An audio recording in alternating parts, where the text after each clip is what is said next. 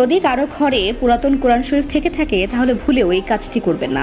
এতে আপনি বড় ধরনের বিপদের সম্মুখীন হতে পারেন। আপনার ঘরে যদি পড়ার অযোগ্য অথবা ছেঁড়া ফাটা কোরআন শরীফ থেকে থাকে সেক্ষেত্রে তার করণীয় কি? যদি কেউ এই অবস্থায় সেই পুরাতন ছেঁড়া অংশটিকে নিঃশেষ করতে চায় অথবা বাইরে ফেলে দেয় সেক্ষেত্রে কি সে গুনাহগার হবে? যদি এই কাজটি করার জন্য গুনাহগার হয়ে থাকে তাহলে পড়ার অযোগ্য কোরআন এবং পুরাতন কোরআনের ছেঁড়া ফাটা পাতাগুলো কি করবেন? এই গুরুত্বপূর্ণ বিষয়টি জানতে পারবেন আজকের এই ভিডিও থেকে, তাই ভিডিওটি না টেনে শেষ পর্যন্ত দেখতে থাকুন। মহান আল্লাহ তাআলা মানবজাতির কল্যাণ ও সঠিক জীবন বিধানের জন্য আল কোরআন নাজিল করেছে। মুসলিম হিসেবে আমাদের প্রত্যেকের ঘরে পবিত্র কোরআন থাকা আবশ্যক।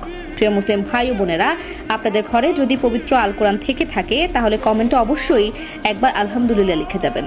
কিন্তু মুসলিম হয়েও যাদের ঘরে আল কোরআন রাখার সৌভাগ্য হয়নি অবশ্যই ঘরে আল কোরআন রাখার চেষ্টা করবেন ইনশাআল্লাহ।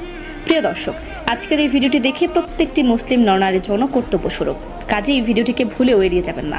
হয়তো এই ভিডিওতে আলোচনা করা বিষয়বস্তুটি সম্পর্কে আপনার না জানার কারণে বড় ধরনের বিপদের সম্মুখীন হতে পারেন, তাই অবশ্যই ভিডিওটি শেয়ার করে আপনার পরিবার এবং প্রিয়জনদের কাছে পৌঁছে দিন। আপনার একটিমাত্র শেয়ারে তারা এই বড় ধরনের গুনাহ থেকে পরিত্রাণ পাবে।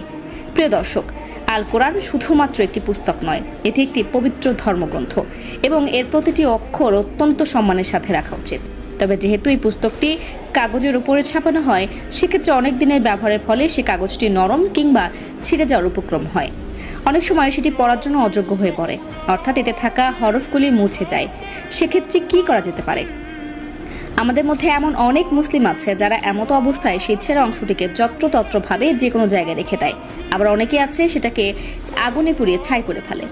কোরআন, হাদিস ও অন্যান্য ধর্মীয় পুস্তকাদি ছিঁড়ে গেলে অথবা পড়ার অনুপযোগী হলে সেগুলোর হেফাজতের উদ্দেশ্যে কোনো পবিত্র কাপড়ে পেঁচিয়ে সংরক্ষিত কোনো স্থানে অথবা কবরস্থানের এক কোণে, যেখানে মানুষ বা জীবজন্তুর চলাচল একেবারেই নেই অথবা খুব কম, মৃত ব্যক্তিকে দাফন করার মতো দাফন করে দিবেন, যাতে এগুলোর মর্যাদাহানি না হয়।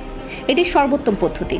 এছাড়াও এই জাতীয় কপিসমূহকে কোনো ভারী জিনিসের সাথে বেঁধে গভীর পুকুর বা নদীতে ডুবিয়ে দেওয়া যেতে পারে, যাতে সেগুলো নদী বা পুকুরের গভীরে পৌঁছে যায়। এক্ষেত্রে লক্ষ্য রাখতে হবে যেন কোনো অবস্থাতেই এগুলোর অবমাননা না হয়। আর যদি উল্লেখিত দুইটি পদ্ধতি কঠিন হয়ে পড়ে অথবা দাফন করা বা পানিতে ডুবিয়ে দেওয়ার পরও পবিত্র কোরআন ও ধর্মীয় কিতাবাদির যথাযোগ্য মর্যাদা রক্ষা না হয় তাহলে হেফাজতের উদ্দেশ্যে আগুন দিয়ে জ্বালানোর অবকাশ আছে। জ্বালানোর পর ছাইগুলোকে দাফন করে দেওয়া অথবা পানিতে ফেলে দেওয়া যেতে পারে। এছাড়াও যদি কারো বাড়িতে আল কোরআন বন্ধ অবস্থায় পড়ে থাকে এবং